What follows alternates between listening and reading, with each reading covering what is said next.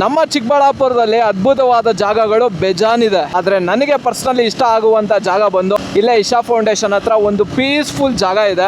ನನಗೇನಾದ್ರೂ ಬೇಜಾರಾದ್ರೆ ಹೋಗಿ ಅಲ್ಲಿ ಕುತ್ಕೊಬಿಡ್ತೀನಿ. ಆ ಜಾಗದ ಹೆಸರು ನನಗೂ ಸರಿಯಾಗಿ ಗೊತ್ತಿಲ್ಲ. ಅದೊಂದು ಚಿಕ್ಕ ಪೌಂಡ್ ಈ ತರ ಪೌಂಡ್ ಇರುತ್ತೆ. ಅಲ್ಲಿ ಹೋಗಿ ಕುತ್ಕೊಬಿಟ್ರೆ ಆ ಸನ್ಸೆಟ್ ನೋಡ್ತಾ ನೆಮ್ಮದಿ ಗುರು.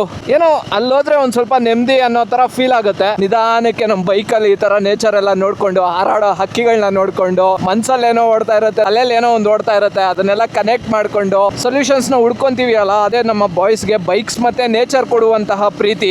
ಅದೆಷ್ಟೇ ಟೆನ್ಷನ್ಗಳಿರ್ಲಿ, ಅದೆಷ್ಟೇ ಪ್ರಾಬ್ಲಮ್ಗಳಿರ್ಲಿ, ನಮ್ ಬೈಕ್ ನ ಎತ್ತಾಕೊಂಡು ಒಂದ್ ರೌಂಡ್ ಹೊಡೆದ್ವಿ ಅಂದ್ರೆ ಆ ಟೆನ್ಷನ್ಸ್, ಪೇಯ್ನು, ತಲೆನೋವುಗಳೆಲ್ಲ ಹೋಗ್ಬಿಡುತ್ತೆ, ಮೈಂಡ್ ಎಲ್ಲ ರಿಲೀಫ್ ಆಗ್ಬಿಡುತ್ತೆ.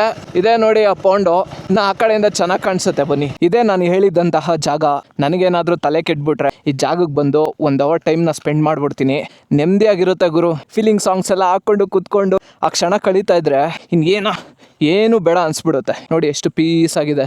ಯಾರು ಜನಗಳು ಅಷ್ಟೊಂದು ಓಡಾಡಲ್ಲ ಇಲ್ಲಿ. ಇದೇ ನನ್ನ favourite place in Chikkaballapur bro. ನೀವಿನ್ನೂ ಅರ್ಲಿ ಮಾರ್ನಿಂಗ್ ಬಂದರೆ ಇಲ್ಲೆಲ್ಲ ಲೋಟಸ್ಗಳೆಲ್ಲ ಅರಳಿರುತ್ತೆ. ಸೂರ್ಯ ಮುಳುಗಡೆ ಆಗ್ತಾ ಇದ್ದಾನೆ, ಅದಕ್ಕೋಸ್ಕರ ಲೋಟಸ್ ಎಲ್ಲ ಮುದ್ರಕೋಗ್ಬಿಟ್ಟಿದೆ. ನಮ್ಮ ಲೈಫ್ಗಳಲ್ಲಿ ನಾವು ಅದೆಷ್ಟೇ ಪ್ರಪಂಚ ನೋಡಲಿ, ನಾವು ಅದೆಷ್ಟೇ ದುಡ್ಡು ಮಾಡಲಿ, ನಾವು ಅದೆಷ್ಟೇ ಜನಗಳ ಜೊತೆ ಒಡನಾಟ ಇರಲಿ, ನಮ್ಮ ಲೈಫ್ಗಳಲ್ಲಿ ನೆಮ್ಮದಿ ಇಲ್ಲ ಅಂದರೆ ಅದೊಂದು ಜೀವನನೇ ಅಲ್ಲ ಬಾಯ್ಸ್.